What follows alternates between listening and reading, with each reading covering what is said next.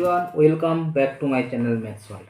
আজকে আমরা আলোচনা করব নবম শ্রেণীর ফিজিক্যাল সায়েন্সের, অর্থাৎ তোমাদের যে কোশ্চেন ব্যাংক আছে বা প্রশ্নবিচিত্রার, রায়মার্টিনের যে প্রশ্নবিচিত্রা আছে, সেই প্রশ্নবিচিত্রার প্রথম থার্ড সাবমিটিভের যে প্রথম স্কুলটা বাঁকুড়া খ্রিস্টান কলেজিয়েট স্কুল, এই স্কুলের কোশ্চেন আনসারগুলো আমি তোমার সাথে আজকে আলোচনা করব। কারণ তোমাদের তো আর এক্সাম খুব সামনেই চলে এলো। কোনো স্কুলে হয়তো নভেম্বরের লাস্ট উইক বা পুজোর পরে, আর কোনো স্কুলে হয়তো ডিসেম্বরের ফার্স্ট উইকে। তাহলে তোমাদের এখন ভালো মার্কস পেতে গেলে আমাদের বুকটা থরলি পড়ার সাথে সাথে কোশ্চেন ব্যাংকের কোশ্চেনগুলোও কিন্তু ইজিলি থরলি করতে হবে। তা না হলে তোমাদের অনেক শর্ট কোশ্চেন যেগুলো আসবে সেগুলো কিন্তু তোমরা অনেকেই না পারতে পারো। তো চলো শুরু করি। প্রথম যে কোশ্চেনটা আছে, এইচ গভীরতায় ডি ঘনত্বের তরলের অভ্যন্তরে চাপ পি হলে পি সমান কত? আমরা সবাই জানি তরলের মধ্যে কোনো একটা বিন্দুতে চাপ যদি পি হয়, তাহলে সেই পি বিন্দুতে চাপ হয় কি উচ্চতা ইন্টু ঘনত্ব ইন্টু অভিকর্ষীয় ত্বরণ, অর্থাৎ এইচডিজি। Option B. ডয়টেরিয়ামের নিউটন সংখ্যা কত? তাহলে এখানে ডয়টেরিয়াম বলতে আমরা কি বুঝি না, আমরা হাইড্রোজেনের তিনটা আইসোটোপ, একটা হচ্ছে প্রোটিয়াম, ডয়টেরিয়াম আর ট্রিটিয়াম বা ট্রাইটিয়াম। এখানে 1H1, 1H2, 1H3, অর্থাৎ নিচেরটা হচ্ছে প্রোটন সংখ্যা, উপরটা হচ্ছে ভর সংখ্যা। তাহলে আমি এটা হচ্ছে ডয়টেরিয়াম, ডয়টেরিয়ামের ভর সংখ্যা কত? 2। তাহলে ভর সংখ্যা আমরা পেলাম =2। আর প্রোটন সংখ্যা হচ্ছে 1। তাহলে এখানে আমরা নিউটন সংখ্যা n সমান কত হবো? 2 + 1 অর্থাৎ 1। তাহলে এখানে অ্যান্সার কত হবে? অ্যান্সার হবে 1, বি এর অপশান। মূল কণা, পরমাণুর মূল কণাগুলির ভর হ্রাসের সঠিক ক্রম কী? আমরা প্রত্যেকে জানি নিউটন কণার ভর সবথেকে বেশি, তারপর প্রোটন, তারপর ইলেকট্রন। এখানে বলি নিউটনের একটা ইলেকট্রনের থেকে একটা নিউট্রন 1836 বা 1837 গুণ ভারী। এবার আসছি, যে রাশির মূল একক অন্য এককগুলি থেকে আলাদা, যে রাশির একক অন্য এককগুলি থেকে আলাদা, তাহলে আমাদের এখানে জানতে হবে কি প্রত্যেকটা যে রাশিগুলো সে রাশিগুলো একক। নাম্বার 1 হচ্ছে পীড়ন। পীড়নের একক কি না, পীড়ন মান হচ্ছে আমাদের প্রতি একক ক্ষেত্রফলে প্রতিক্রিয়া বল, অর্থাৎ Newton per metre square, SI পদ্ধতিতে। তারপর আমরা যদি দেখি পাচ্ছি চাপ, ইয়ং গুণাঙ্ক আর ঘাত। তা চাপের এসআই একক কি না, চাপেরও এসআই একক কিন্তু newton per metre square. Young গুণাঙ্কেরও এসআই একক, কিন্তু নিউটন পার মিটার স্কোয়ার। আর ঘাত, এখানে ঘাতের এসআই একক হলো শুধুমাত্র নিউটন। তাহলে এখানে আলাদা অপশানটা হবে কি নিউটন, অর্থাৎ ঘাত। একটি বস্তুকণা বৃত্তাকার পথে পরিক্রমণ করেছে, পথের ব্যাসার্ধ আর হলে আবর্তনে কণার সরণ কত? তাহলে একটি বৃত্তাকার পথে পরিক্রমণ করলে কোনো একটা বস্তুকণা কি হয়, যেখান থেকে শুরু করে সেই জায়গাতে আবার পুনরায় ফিরে আসে, তাহলে তার ক্ষেত্রে আবর্তন অর্থাৎ সরণ হয় 0। 1 কিগ্রা ভার বলতে আমরা কি বুঝি? 1 কিগ্রা ভার সমান 9.81 বা 9.8 নিউটন। এখানে যদি 1 কিলোগ্রাম ভার না দিয়ে যদি 1 গ্রাম ভার থাকতো, তাহলে আমরা কত বলতাম না, 1 গ্রাম ভার মানে 981 ডাইন বা 980 ডাইন হতো। এবার নেক্সট আসছি, একটি বস্তু এফ বলের প্রভাবে ভি বেগে গতিশীল হলে বস্তুটির ক্ষমতা কত? আমাদের এখানে অপশান হবে এফ ইন্টু ভি। কোন প্রদত্ত কোন যন্ত্রটি শব্দের প্রতিফলনে কাজে এগিয়ে চলে না? আমরা শব্দের প্রতিফলন বা শব্দ চ্যাপ্টারে আমরা রাডার, সোনার আর স্টেথোস্কোপ এই তিনটে যন্ত্রেরই নাম শুনেছি, কিন্তু স্পেকট্রোমিটার যন্ত্রের নাম কিন্তু শুনিনি। তাহলে এখানে আনসার হচ্ছে স্পেকট্রোমিটার। শিশির জমার উপযোগী নয় কোনটি? শিশির জমা আমরা কি শুষ্ক বাতাসে অর্থাৎ মেঘমুক্ত পরিষ্কার আকাশে আমাদের শিশির জমে। তাহলে মেঘলা আকাশ, এখানে উত্তর হবে মেঘলা আকাশ। 2 অণু নাইট্রোজেন বলতে কি বোঝো? আমরা এখানে বলি 1 অণু নাইট্রোজেন বলতে আমরা বুঝি কত? 28 গ্রাম। 1 অণু নাইট্রোজেন মানে হচ্ছে 28 গ্রাম। তাহলে 2 অণু নাইট্রোজেন বলতে আমরা বুঝি 2 অণু নাইট্রোজেন সমান 28 × 2 অর্থাৎ 56 গ্রাম। উত্তর এখানে অপশান ডি। বলয় পরীক্ষায় দ্বারা শনাক্ত করা যায় কোনটি? HNO3 nitric acid. মিথানল ও জলের মিশ্রণ থেকেই উপাদানগুলিকে পৃথক করতে ব্যবহার করা হয় আংশিক পাতন পদ্ধতি।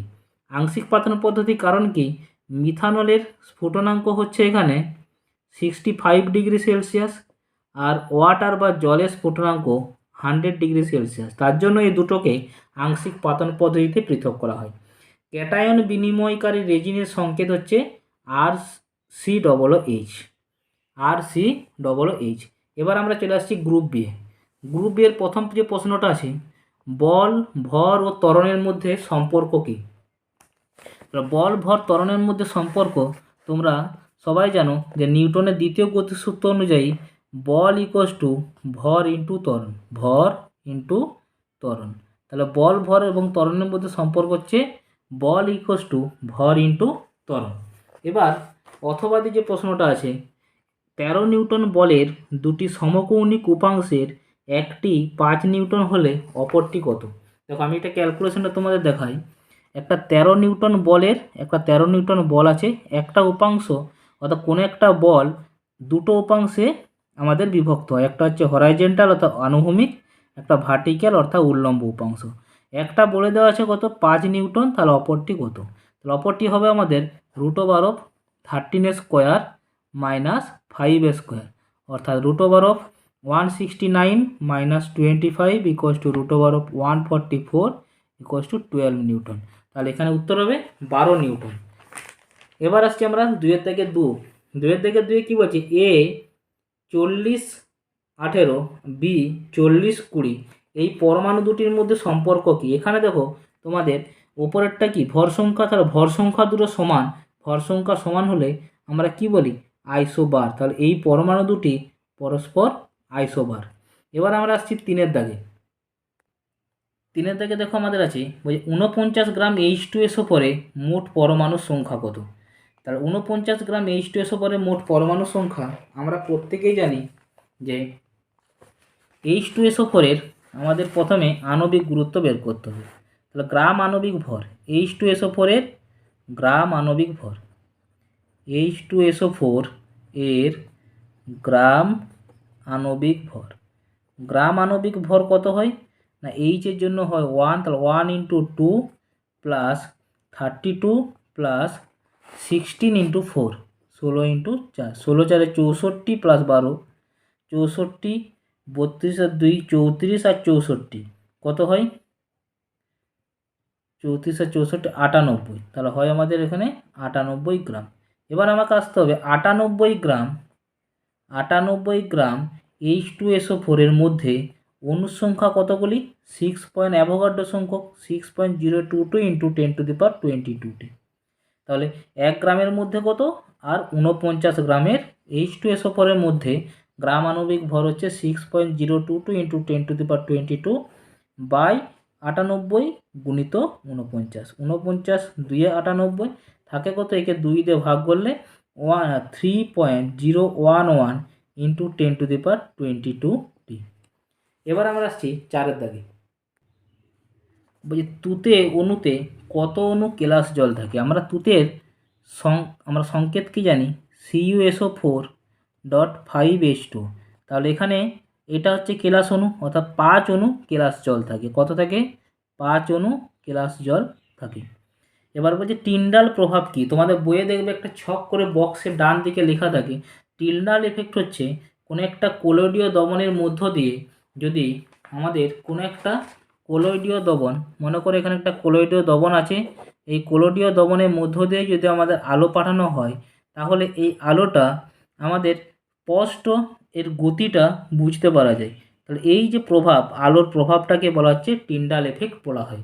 নেক্সট আমরা আসছি H2SO4 এবং H2CO3 এর মধ্যে কোনটি মৃদু অ্যাসিড? উত্তর হচ্ছে কি H2CO3। কেন এই মৃদু অ্যাসিড? না এটাকে যদি আমাদের তড়িৎ বিশ্লেষণ করা হয় তাহলে কম পরিমাণ কী হবে? কম পরিমাণ H+ আয়ন উৎপন্ন হয়। H+ আয়ন উৎপন্ন হয়, তার জন্য এটা একটা মৃদু অ্যাসিড।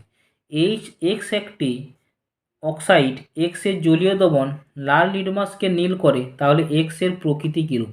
তাহলে আমরা জানি যে অক্সাইড অর্থাৎ একটা প্রশম অক্সাইড বা ক্ষারীয় অক্সাইড বা আম্লিক অক্সাইড, এটা হচ্ছে লাল লিটমাসকে নীল করে, এটা কি হবে আমাদের ক্ষারকীয় অক্সাইড।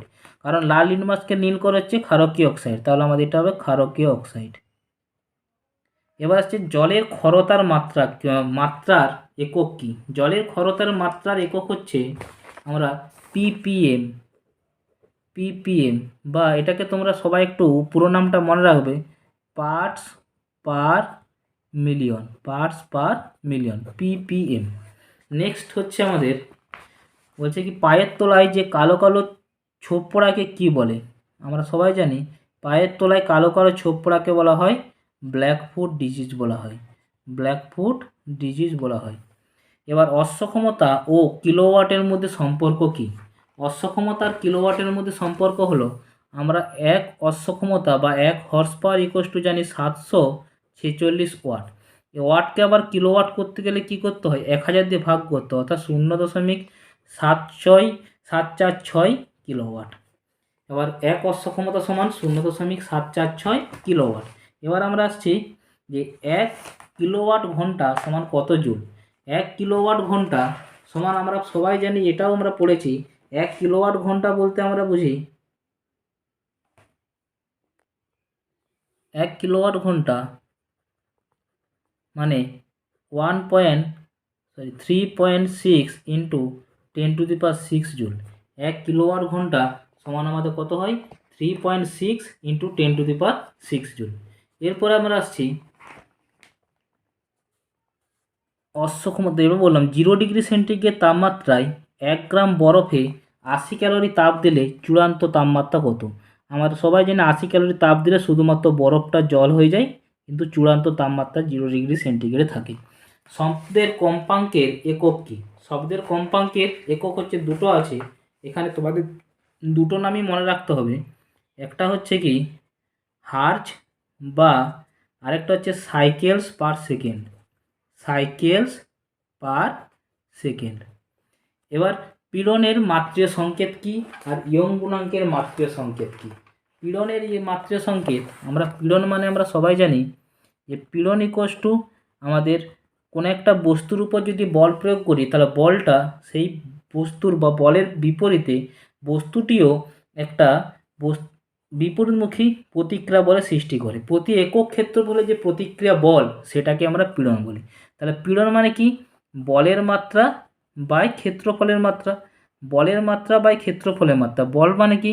ভর ইন্টু ত্বরণ, তার মানে কি mL/2 বাই ক্ষেত্রফল হচ্ছে L স্কোয়ার।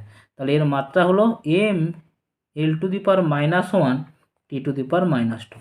এটা অথবা দিয়ে আমাদের যেটা আছে ইয়ং গুণাঙ্ক।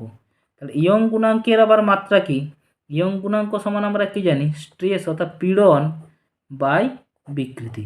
তাহলে পীড়ন বাই বিকৃতি, বিকৃতির কোনো মাত্রা নেই, তাহলে পীড়নের মাত্রাই হচ্ছে কিন্তু আমাদের ইয়ং গুণাঙ্কের মাত্রা। তাহলে এটা হচ্ছে mL/-1 T⁻²। নেক্সট আমরা আসছি, এখানে আমি তাহলে একটাই উত্তর লিখে দিই, mL/-1 T⁻²। দুটোরই অপশান কিন্তু এটাই, উত্তর একটাই। যে মোমের ঘনত্ব 0.5 গ্রাম পার সেমি কিউব হলে মোমের আপেক্ষিক গুরুত্ব কত? তাহলে মোমের ঘনত্ব দেওয়া আছে, তাহলে মোমের ঘনত্ব আমরা ফর্মুলা কি জানি বা সূত্র কি জানি? এখানে মোমের ঘনত্ব সমান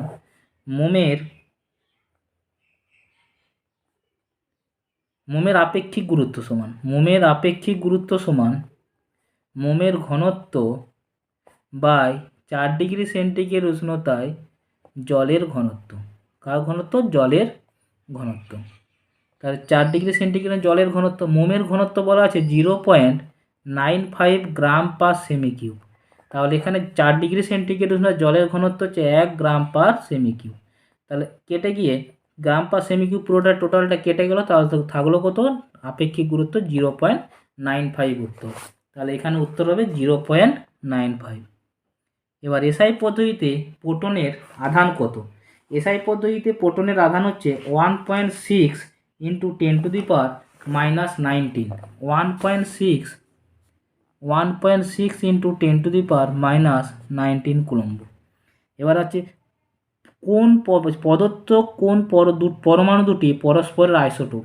আইসোটোপ বলতে আমরা কি বুঝি, যাদের প্রোটন সংখ্যা সমান, অর্থাৎ নিচে সমান আছে। তাহলে কোনটা, এ আর সি। তাহলে এখানে এ ও সি হচ্ছে পরস্পর আইসোটোপ। 1 গ্রাম ভার সমান কত ডাইন, আমি আগেই বলেছি 1 গ্রাম ভার সমান 980 বা 981 ডাইন। এম ভরের একটি বস্তুর গতিশক্তি ই হলে তার ভরবেগ কত, এটা একটু ক্যালকুলেশন করতে হবে। এম ভরের একটি বস্তুর গতিশক্তি যদি ই হয়, তাহলে আমরা গতিশক্তি বলতে আমরা কি বুঝি, m E equals to half m v square, E equals to half m v square. তাহলে এখান থেকে আমরা পাচ্ছি কি এম ভি স্কোয়ার সমান 2 ইন্টু ই, তাহলে ভি স্কোয়ার সমান 2e বাই এম। তাহলে ভি সমান √অফ 2e বাই এম। তাহলে এবার ভরবেগ আমার জানতে চাইছে কি, ভরবেগ কত। তাহলে ভরবেগ মানে আমরা জানি ভর ইন্টু বেগ। তাহলে ভর হচ্ছে আমাদের এম ইন্টু √অফ 2e বাই এম। এমটা যদি ভেতরে থাকে তাহলে কি হবে, √অফ 2e, এখানে ভেতরে রুটের মধ্যে চলে গেলে এম স্কোয়ার হবে বাই এম। এম কেটে গিয়ে একটা এম থাকলো, ইকুয়াস টু √অফ 2me, অর্থাৎ ভরবেগ হবে হচ্ছে √অফ 2me। এটার উত্তর হচ্ছে প্রথমেরটা 2me। তারপরে বলছে একটি ভরের এম ভরের একটি কণার ভরবেগ পি হলে তার গতিশক্তি কত। এম ভরের একটি কণার ভরবেগ বলতে আমরা কি বুঝি, একটু আগে বললাম ভরবেগ মানে হচ্ছে আমাদের এম ইন্টু ভি। তাহলে p equals to m into v. এবার আমরা গতিশক্তি বলতে আমরা কি বুঝি, গতিশক্তি ইকুয়াস টু আমরা বুঝি হাফ এম ভি স্কোয়ার। তাহলে হাফ এম ভি স্কোয়ার। এখান থেকে আমরা যদি ভি এর ভ্যালুটা বের করি তাহলে কি পাবো, পি বাই এম। তাহলে এখানে ভি এর ভ্যালু যদি বসাই half m into p square by m square, একটা এম যদি কেটে যায় তাহলে পাচ্ছি কত, এখানে পি স্কোয়ার বাই 2m। তাহলে এখানে গতিশক্তির ভ্যালু হলো পি স্কোয়ার বাই 2m। আরেকটা হচ্ছে কি পি স্কোয়ার বাই 2m। এবার নেক্সট আমরা পাচ্ছি সোনারের পুরো নাম কি। সোনারের পুরো নাম হচ্ছে sound navigation and ranging. Sound navigation and ranging. আল্ট্রাসোনোগ্রাফিতে কোন ধরনের শব্দ তরঙ্গ ব্যবহৃত হয়, শ্রবণোত্তর শব্দ তরঙ্গ বা শব্দের শব্দ তরঙ্গ। সম্পৃক্ত বাষ্পচাপ কত হলে জল 100 ডিগ্রি সেন্টিগ্রেড উষ্ণতায় ফোটে। তাহলে জল সম্পৃক্ত বাষ্পচাপ হতে হবে তরলটির স্ফুটনাঙ্কের সমান। তরলের স্ফুটনাঙ্কের সমান হতে হবে, তরলের স্ফুটনাঙ্কের সমান হতে হবে। এবার বলছে কি 32 গ্রাম কঠিন সালফারের S8 এই অণুর সংখ্যা কত। তাহলে এটা হচ্ছে আমাদের করতে গেলে আমি সময় যাতে কম লাগে, অর্থাৎ ভিডিওটা যত ছোট হয় তার জন্য আমি আগের থেকে করে রেখেছি। S8 এর গ্রাম আণবিক ভর মানে কত জানি না, আমাদের এটা নর্মালি আমরা জানি এস, অর্থাৎ সালফারের হচ্ছে 32 গ্রাম হয়, S8 তার জন্য 8 মাল্টিপ্লাইড 32 অর্থাৎ 256 গ্রাম। আর 256 গ্রাম S8 এর অণুর সংখ্যা কত থাকে, অ্যাভোগাড্রো সংখ্যা 6.022 ইন্টু 10⁻23। 1 গ্রামের জন্য ডিভাইডেড বাই 256, আর 32 গ্রামের জন্য গুণিত 32, কেটে গেল 8, 6.022 বাই 8 মানে প্রায় 0.75 ইন্টু 10⁻23টি। এটি হচ্ছে উত্তর। তাহলে উত্তর কত হলো না 0.75 ইন্টু 10⁻23। খাদ্য লবণে কী অশুদ্ধি থাকে। খাদ্য লবণে অশুদ্ধি হিসাবে আমরা সাধারণত ম্যাগনেসিয়াম ক্লোরাইড MgCl2 থাকে, ম্যাগনেসিয়াম ক্লোরাইড থাকে। কোলয়েড কণার ব্যাস কত। কোলয়েড কণার ব্যাস হচ্ছে 10⁻7 সেমি থেকে 10⁻5 সেমি পর্যন্ত। এবার ফেনলফথিলিন দ্রবণে ফেনলফথিলিন কী বর্ণ ধারণ করে। ফেনলফথিলিন হচ্ছে গোলাপি বর্ণ ধারণ করে। কী বর্ণ ধারণ করে, গোলাপি বর্ণ ধারণ করে। এবার আমরা আসছি অথবা প্রশ্নটায়, ম্যাগনেসিয়ামের সঙ্গে লঘু H2SO4 এর বিক্রিয়ায় কি উৎপন্ন হয়? ম্যাগনেসিয়ামের সঙ্গে Mg প্লাস H2SO4 সমান বা 2Mg প্লাস H2SO4 সমান MgSO4 প্লাস H2, ঠিক আছে। বাট এখানে এমজিও করতে পারে, Mg প্লাস 2H2SO4 সমান MgSO4 প্লাস H2, এখানে ম্যাগনেসিয়াম সালফেট আর হাইড্রোজেন গ্যাস উৎপন্ন হয়। এবার আমরা আসছি যে এটা পেলাম। এবার আমরা XI অর্থাৎ পাতন পদ্ধতিতে তরলে কঠিনের দ্রবণকে কত উষ্ণতায় উত্তপ্ত করা দরকার? তরলে পাতন পদ্ধতিতে তরলে কঠিনের দ্রবণকে কত উষ্ণতায় উত্তপ্ত করা দরকার? এর উত্তর হলো, তার আগে আমাদের একটা কোশ্চেন উত্তর আমি একটু পড়তে ভুল করেছিলাম, যে XVIII এখানে দেখো বলে সম্পৃক্ত বাষ্প চাপ কত হলে 100 ডিগ্রি সেন্টিগ্রেড উষ্ণতায় জল ফোটে। এই উত্তরটা আমাদের ভুল ছিল, তরলের স্ফুটনাঙ্কের সমান। আমার চাপটা জানতে চেয়েছিল, সেটার উত্তর হবে 76 সেমি পারস্তম্ভের চাপ। এটা উত্তর হবে 76 সেমি পারস্তম্ভের চাপ। এইখানে যে প্রশ্নটা আছে, পাতন পদ্ধতিতে তরলের কঠিনের দ্রবণকে কত উষ্ণতায় উত্তপ্ত করতে হবে, তার উত্তর হবে তরলের যে স্ফুটনাঙ্ক, আমি এই উত্তরটা ভেবেও আগেরটা লিখে দিয়েছিলাম। তা তরলের যে স্ফুটনাঙ্ক, এই স্ফুটনাঙ্ক সমান হবে তরলের স্ফুটনাঙ্কের সমান। জলের অস্থায়ী ক্ষারতা সৃষ্টিকারী একটি লবণের নাম লিখো। জলের অস্থায়ী ক্ষারতা সৃষ্টি করে কে? Calcium bicarbonate, HCO3 twice, calcium bicarbonate বা ম্যাগনেসিয়াম বাইকার্বনেট, MgHCO3। স্থায়ী ক্ষারতা দূর করার একটু লবণ MgSO4 লিখতে পারে, ম্যাগনেসিয়াম সালফেট লবণ, ক্লোরাইড লবণ হচ্ছে আমাদের এগুলো স্থায়ী ক্ষারতা দূর করে। তো এই ছিল আজকের ভিডিও। যদি ভিডিওটি ভালো লেগে থাকে এবং তোমরা উপকৃত হও, তাহলে অতি অবশ্যই ভিডিওটি লাইক করো, কমেন্ট করো এবং ক্লাস 9 অর্থাৎ নবম শ্রেণীর ছাত্রছাত্রীদের তোমার বন্ধুবান্ধবদের আরও শেয়ার করো, যাতে করে আমরা নিত্য নতুন ভিডিও নিয়ে তোমাদের সাথে উপস্থিত হতে পারি। আমি প্রত্যহ একটা করে ভৌতবিজ্ঞান, জীবনবিজ্ঞান এবং গণিত বিষয়ে কোশ্চেন ব্যাংকের সলিউশন পেপার দেবো। আশা করি তোমাদের এই সলিউশন পেপারগুলো ফাইনালে অর্থাৎ থার্ড সাবমিটিভে খুব গুরুত্বপূর্ণভাবে কাজে লাগবে। সঙ্গে থাকো। ম্যাথস ওয়ার্ল্ডের পক্ষ থেকে সকলকে ধন্যবাদ জানাই।